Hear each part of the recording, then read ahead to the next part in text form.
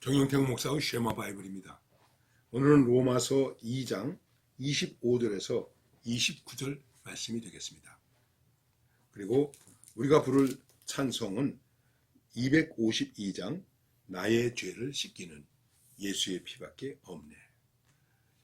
이 방송을 계속해서 들으시는 분들이 계시리라 믿습니다. 그러나 또 그냥 중간중간 들으시는 분들도 계실 것입니다. 그런 분들은 혹시 그 단락적인 것에서 말씀의 오해나 이런 것이 없으시기를 바라겠습니다. 저는 로마서를 특별히 무슨 학문적으로 또는 주석적으로 여러분들에게 말씀을 드리는 것이 아니고 로마서의 말씀을 그냥 쭉 읽어나가는 것입니다. 그래서 1장 1절에서 17절에서 복음, 하나님의 의, 믿음으로 의롭게 된다는 말씀을 드렸습니다. 그런데 인간이 죄 아래에 있다라고 하는 말씀을 1장 18절에서 3장 20절까지 말씀을 드리는데 이 가운데서 특별히 유대인도 죄인이요 이방인도 죄인이다. 이 죄인이라고 하는 입장에서 똑같다. 우리가 지금의 입장에서 말씀을 드린다면 그리스도인도 죄인이요 또 믿지 않는 사람들도 죄인이요 하는 것을 말씀드리는 것입니다. 사도 바울이 내가 죄인 중에 괴수니라. 참 대단한 고백입니다. 사도인데도 불구하고 이 로마서를 쓰신 분인데 자기를 가리켜서 내가 죄인 중에 괴수다. 그런 의식과 깨달음을 가지고 있었습니다. 그것은 왜 그랬을까요? 율법이 있느냐 없느냐 이게 문제가 아니라는 것이죠. 불꽃 같은 눈으로 살피시는 하나님의 살피심 앞에서 그리고 그 다음에 하나님이 주신 법, 양심의 법 앞에서 비추어 볼 때 나는 죄인일 수밖에 없다는 것입니다. 이 말씀을 펼쳐나가면서 바울이 특별히 유대인에게 대해서 너희 율법을 가지고 있다고 하면서 그 율법이 있다고 하면서 범죄해가지고 하나님을 더 욕되게 하고 모욕받게 하지 않았느냐 하는 말씀을 한 것입니다. 그러면서 오늘 말씀하고 있습니다. 그렇기 때문에 내가 율법을 행하면 할례가 유익하나 만일 율법을 범하면 내 할례는 무할례가 되느니라. 유대인들은 하나님 앞에서 선택되었다고 하는 증거로 할례를 받았습니다. 할례를 받았다고 할지라도 율법을 행할 때 할례 받은 게 유효하지. 그게 의미가 있는 것이지 율법을 행하지 않으면 무슨 의미가 있느냐. 이 말씀을 이렇게 대입해도 좋을지 모르겠습니다만 대입해 보겠습니다. 할례를 세례로 우리가 바꿔서 얘기해 보십시다. 내가 율법을 행하면 세례가 유익하나 만일 율법을 범하면 내 할례는 내 세례는 무세례가 되느냐. 말씀을 행하면서 살면 나 세례교인이야. 나 집사야. 나 장로야. 나 목사야. 이게 유효하지만 만일 말씀을 범하면 그거 다 무효가 된다는 것입니다.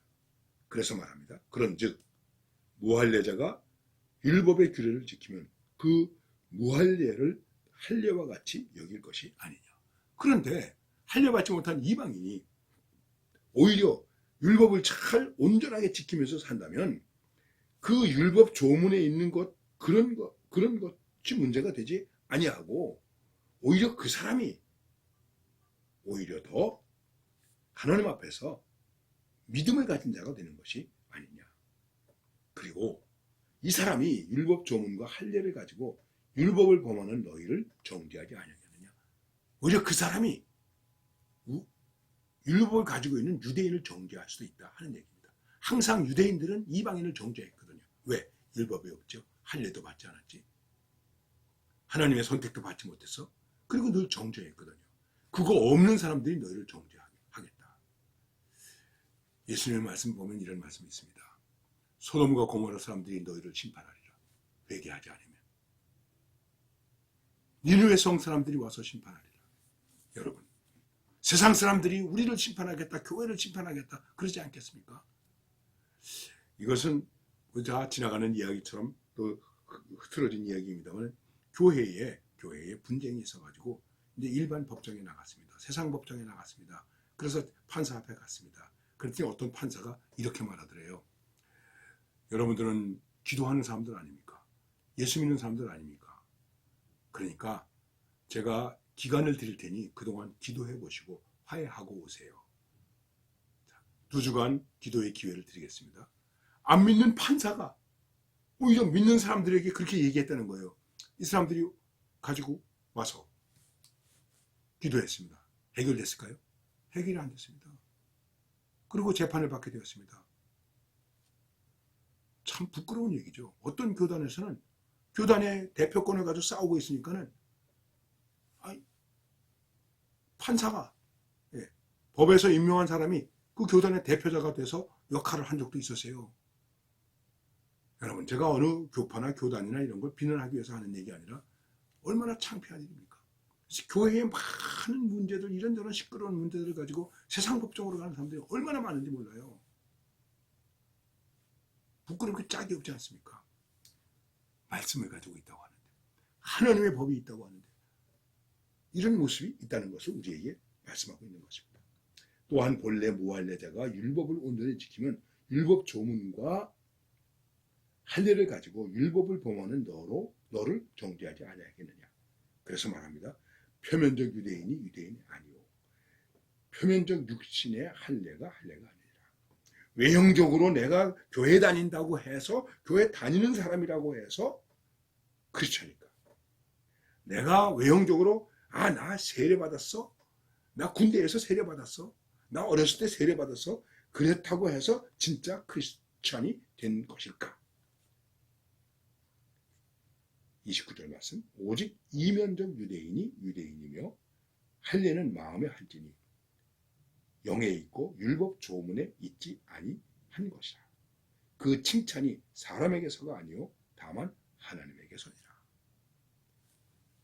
한마디로 말씀드린다면 우리가 외형적인 모습과 형식적인 모습을 가지고 내가 의인이다, 하나님을 잘 믿는 사람이다 판단할 수 없다는 것입니다.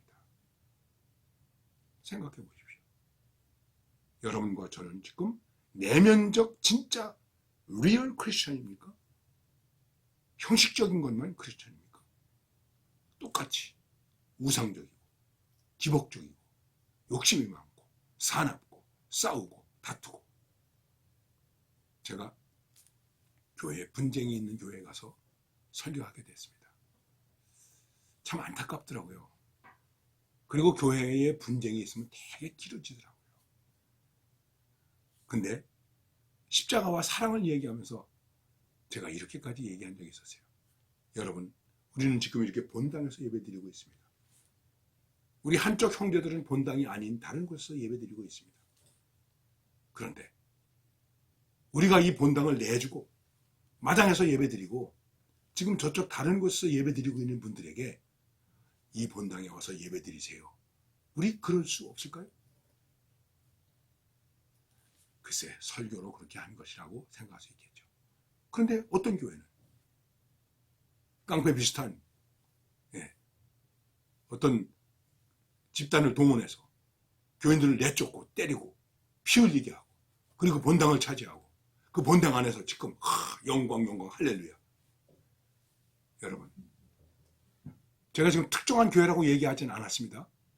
이러한 모습들이 한국 교회에 있습니다. 생각해 보세요. 흔히 그런 말을 많이 하지 않습니까? 안 믿는 사람들은 대파 한 잔 마시고 소주 한 잔 마시면서 화해가 되는데 우리는 성찬을 나누면서도 화해가 안 되고 있습니다. 이게 그리스도인입니까? 깊이 고민해야 됩니다. 내면적으로 나 진짜 그리스도인일까? 오른편 뺨을 때리면 왼편 뺨을 돌려댈 수 있을까? 오리를 가고자 하면 십리를 갈 수 있을까? 그럴 수 있을까요? 생각해보면 오히려 믿는 사람이 더 악하고 더 범죄한 사람이 될 수밖에 없는 것이죠. 중요한 것은 다 죄인인데 바울이 말합니다. 너 믿는다고 하는 율법을 가졌다고 하는 말씀을 가졌다고 하는 예배를 드린다고 하는 너희들이 더 하나님을 욕되게 하는 거 아니냐. 그냥 예수 안 믿는 사람은 안 믿어서 죄인이라고 말하고, 죄를 알지 못해서 죄인이라고 말하고, 율법을 알지 못해서 죄인이라고 말하는데, 우리는 안다고 하면서도 부정과 부패와 비리에 연리되고 의롭지 못하고 법을 어기고, 특별히 가졌다고 하는 사람들이, 힘 있다고 하는 사람들이 이러한 모습을 가지고 있지 않은가. 낙심되는 부분도 있지만 우리가 말씀 앞에서 한번 깊이 생각해야 됩니다. 그래서 1000,000명의 그리스도인이 문제가 아니라 10명의 의인이 있을 수 있느냐. 예레미야는 뭐라고 말했습니까? 이 성을 다니면서 한 사람이라도 있다면, 그 말씀 앞에 너무나 맥이 떨어지더라고요. 한 사람이라도 찾으면 이 성을 사하리라. 1000만의 성도 수십만 명 모이는 대형 교회가 문제가 아니고, 정말 하나님께서 외모를 보지 아니하시고 중심을 보실 때 그 앞에 설 수 있는 그리스도인이 얼마나 되는가. 이 점을 깊이 생각하면서 우리 방송을 함께 나누는 우리들이라도 부족하지만 그래도 중심을 보시는 하나님 앞에 바르게 설 수 있는 그런 그리스도인이 될 수 있기를 바랍니다.